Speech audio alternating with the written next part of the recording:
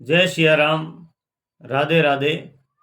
तो मित्रों, आज हम बात करेंगे भागवत महापुराण के तृतीय स्कंध के दूसरे अध्याय की। उद्भव जी द्वारा भगवान की बाल लीलाओं के वर्णन के बारे में। भगवान ने मालपन में क्या लीलाएं की, इस बारे में हम बात करेंगे। उद्भव जी कहते हैं, जब विदुर जी ने परम भक्त उद्भव को इस प्रकार प्रियतम कृष्ण से संबंध रखने वाली बातें पूछी, तब उन्हें अपने स्वामी का स्मरण आया और वो हृदय भर आने के कारण कुछ भी उत्तर नहीं दे सके। जब ये 5 वर्ष के थे, तब बालकों की तरह खेल में श्री कृष्ण की मूर्ति बनाकर उसकी सेवा पूजा में ऐसे तन्मय हो जाते कि कलेवे के लिए माता के बुलाने पर भी उसे छोड़कर नहीं जाना चाहते थे। अब तो दीर्घ काल में से उन्हीं की सेवा में रहते रहते ये बूढ़े हो चले हैं। अतः विदुर जी के पूछने से उन्हें प्यारे प्रभु के चरण कमलों का स्मरण हो गया। उनका चित्त विरह से व्याकुल हो गया, फिर वो कैसे उतर सकते हैं। उद्भव जी श्री कृष्ण के चरणारविंद मकर सुधा के सरोवर होकर 2 घड़ी तक कुछ भी नहीं बोल सके। भक्ति योग के उसमें डूबकर वो आनंद मग्न हो रहे हैं। इससे सारे शरीर में रोमांच आया और मुदे हुए प्रेम की आंसू की धारा बहने लगी। उद्भव जी को इस प्रकार प्रेम प्रवाह में डूबे हुए देखकर विदुर जी ने उन्हें कृतकृत्य माना। उस समय बाद उद्भव जी ने भगवान के प्रेम धाम में उतरकर पुनः धीरे धीरे संसार में आए। तब अपने नेत्रों को पोंछकर भगवत लीलाओं का स्मरण हो जाने से विस्मित हो विदुर जी से इस प्रकार कहने लगे। उद्भव जी ने कहा, विदुर जी, श्री कृष्ण रूप सूर्य को छिप जाने से हमारे घरों को काल रूप अजगर ने खा रखा है, वह श्रीहीन हो गए हैं। अब मैं उनकी क्या कुशल सुनाऊं। ओ, यह मनुष्य लोग के लिए बड़ा ही अभागा है। उसमें भी यादव तो नितांत भाग्यहीन है, जिसने निरंतर श्री कृष्ण के साथ रहते हुए भी उन्हें नहीं पहचाना। जिस तरह अमृत में चंद्रमा के रहते समय मछलियां उन्हें पहचान नहीं पाती। यादव लोग मन के भाव के ताड़ले हैं, बड़े समझदार और भगवान के साथ एक ही स्थान में रहकर क्रीड़ा के करने वाले हैं। तो भी उन सब में समस्त विश्व के आश्रय सर्वा अंतर्यामी श्री कृष्ण एक श्रेष्ठ यादव ही समझा। किंतु भगवान की माया से मोहित इन यादवों और इसके वर्त में वैर उठाने वाले शिशुपाल आदि अवहेलना और निंदा सूचक वाक्यों का भगत प्राण महानुभावों की बुद्धि भ्रम में नहीं पड़ती। जिन्होंने कभी तप नहीं किया, उन लोगों भी इतने दिनों तक दर्शन होकर अब उनकी दर्शन लालसा में तृप्त किए बिना ही भगवान श्री कृष्ण अपने त्रिभुवन मोहन में विग्रह को छिपाकर अंतर ध्यान हो गए और इस प्रकार उन्होंने अपने उनको नेत्रों में ही छीन लिया।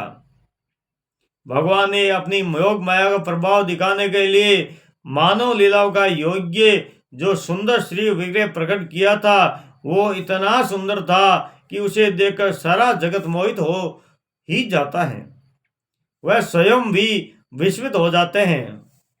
सौभाग्य और सुंदरता की पराकाष्ठा थी उस रूप में। उसमें आभूषण अंगों के गहने भी विभूषित हो जाते हैं।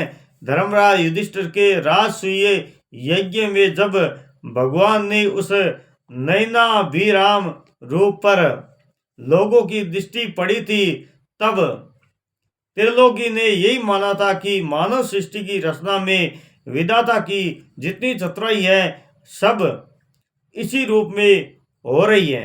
उसके प्रेम पूर्ण हास्य विनोद और लीला में चिंतवन से सम्मानित होने पर वर्धमालाओं की आंखें उन्हीं की ओर लग जाती थी और उनका चित्त भी ऐसा तल्लीन हो जाता था कि घर के काम धंधों को अधूरा ही छोड़कर जड़ पुतलियों की तरह खड़ी रह जाती। सरासर जगत के प्रकृति के स्वामी भगवान ने जब अपने शांत रूप महात्माओं को अपने ही घोर रूप असुरों को सताए हुए जाते देखा, तब वह करुणा भाव से द्रवित हो गए और अजन्मा होने पर भी वंश बलराम जी के साथ काष्ठ में अग्नि में समान प्रकट हुए। अजन्मा होकर श्री वी वसुदेव जी के यहाँ जन्म लेने की लीला करना, सबको अभय देने वाले होने पर भी मानो कंस के भय से वर्ष में जाकर छिपा रहना और अनंत पराक्रमी होने पर काली वन के सामने मथुरापुरी में को छोड़कर भाग जाना, भगवान की ये लीलाएं याद आकर मुझे बहुत बेचैनी कर डालती है। और जो देव की वसुदेव की चरण वंदना करके कहा था, पिताजी माताजी, कंस का बड़ा भय रहने के कारण आपसे कोई सेवा न बन सके, आप मेरे इस अपराध को ध्यान न देकर मुझ पर प्रसन्न हो। श्री कृष्ण की ये बातें जब याद आती हैं, तब आज भी मेरा चित्त अत्यंत व्यथित हो जाता है। जिन्होंने काल रूप अपने भृकुटी विलास का पृथ्वी को सारा भार उतार दिया था, उन श्री कृष्ण पाद पद्म पराग का सेवन करने वाला ऐसा कौन पुरुष है जो उसे भूल सके।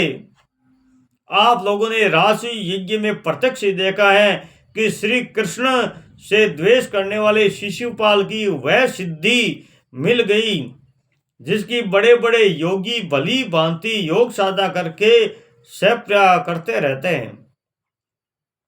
उनका विरह भला कौन सह सकता है। शिशुपाल के समान महाभारत युद्ध में जिन दूसरे योद्धाओं के अपनी आंखों से भगवान श्री कृष्ण का नैनाभिराम मुख कमल का मगध पान करते हुए अर्जुन के बाणों को छीनकर प्राण त्याग किया, वो पवित्र सबके सब भगवान के परम धाम को चले गए। स्वयं भगवान श्री कृष्ण तीनों लोक के अधीश्वर हैं, उनके समान भी कोई नहीं है, इससे बढ़कर तो कौन होगा। वह अपने सिद्ध ऐश्वर्य से ही सर्वदा पूर्ण काम है। इंद्रादि असंख्य लोक पालन कर नाना प्रकार की भेंटे ला लाकर अपने अपने मुकुट के अग्रभाग से चरण रखने की चौकी को प्रणाम किया करते हैं। विदुर जी वही भगवान श्री कृष्ण राज सिंहासन पर बैठे हुए उग्रसेन जी के सामने खड़े होकर निवेदन करते हैं, देव हमारी प्रार्थना सुनिए। उसकी इस सेवा भाव का याद आते ही हम जैसे सेवकों का चित्त अत्यंत व्यथित हो जाता है।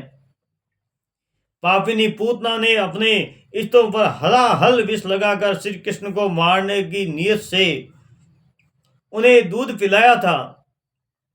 उसको भी भगवान ने अपने परम गति दी जो दाई को मिलनी चाहिए, यानी कि माता को मिलनी चाहिए थी।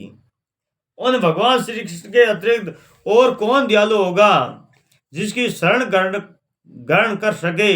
मैं असुरों को भी भगवान का भगत समझता हूँ, क्योंकि वैर भाव क्रोध के कारण ही चित्त सदा श्री कृष्ण में लगा रहता है और उन्हें रणभूमि में सुदर्शन चक्रधारी भगवान के कंधे पर चढ़ाकर झपटते हुए गुरु जी का दर्शन हुआ करते हैं। ब्रह्मा जी की प्रार्थना से पृथ्वी का भार उतारकर उसे सुखी करने के लिए कंस के कारागार में वसुदेव देवकी के यहाँ भगवान के अवतार लिया था। उस समय कंस के डर से पिता वसुदेव जी ने उसे नंद बाबा के वर्ष में पहुंचा दिया था। वहां वह बलराम जी के साथ 11 वर्ष तक इस प्रकार छिपकर रहे कि इसका प्रभाव वर्ष के बाहर किसी पर प्रकट नहीं हुआ। यमुना के उपवन में जिसके हरे भरे वृक्षों पर कलरव करते हुए पक्षियों के झुंड रहते हैं, भगवान श्री कृष्ण ने बछड़ों को चराते हुए ग्वाल बालों के मंडली में साथ विहार किया था। वह व्रजवासियों की दृष्टि आकृष्ट करने के लिए अनेकों बाल लीला उन्हें दिखाते हैं। कभी रोने से लगते हैं, कभी हंसते कभी सिंह शावक के समान मुग्ध दृष्टि से देखते। फिर कुछ बड़े होने पर वह सफेद बैल और रंग बिरंगी शोभा से मूर्ति गौओं की चराते हुए अपनी साथी गौओं को बांसुरी बजाकर रिझाने लगे। इसी समय जब कंस ने उन्हें मारने के लिए बहुत से मायावी और मनमाना रूप धारण किया, राक्षस भेजे, तब उन्होंने खेल ही खेल में भगवान ने मार डाला। जैसे बालक खिलौनों को तोड़कर डालता है, कालिया नाग का दमन करके विष मिला हुआ जल पीने से मरे हुए ग्वाल बालों को गौवों को जीवित कर उन्हें कालिया यवन को निर्दोष जल पीने की सुविधा कर दी। भगवान श्री कृष्ण बड़े हुए धन का सदव्यय करने की इच्छा से श्रेष्ठ ब्राह्मणों के द्वारा नंद बाबा के गोवर्धन पूजा रूप गो यज्ञ करवाया। भद्र इससे अपना मान भंग होने के कारण जब इंद्र ने क्रोधित होकर वर्ष का विनाश करने के लिए मूसलाधार जल बरसाना आरंभ किया, तब भगवान ने करुणावश खेल ही खेल में छत्ते के समान गोवर्धन पर्वत को उठा लिया और अत्यंत घबराए हुए व्रजवासियों की तथा उसके पशु की रक्षा की। संध्या के समय जब सारे वृंदावन में शरद चंद्रमा की चांदनी छिटक जाती, तब कृष्ण उनका सम्मान करते हुए मधुर गान करते और गोपियों की मंडल में शोभा बढ़ाते हुए उनके साथ रास विहार करते। इस प्रकार आज के प्रसंग में बस इतना ही। कल के प्रसंग में हम जो आज के पीछे रह गए प्रसंग भगवान कृष्ण की लीला चरित्रों के, वो हम कल के प्रसंग में सुनेंगे। भगवान की अन्य लीला चरित्र का वर्णन। तब तक के लिए जय सिया राम, राधे राधे।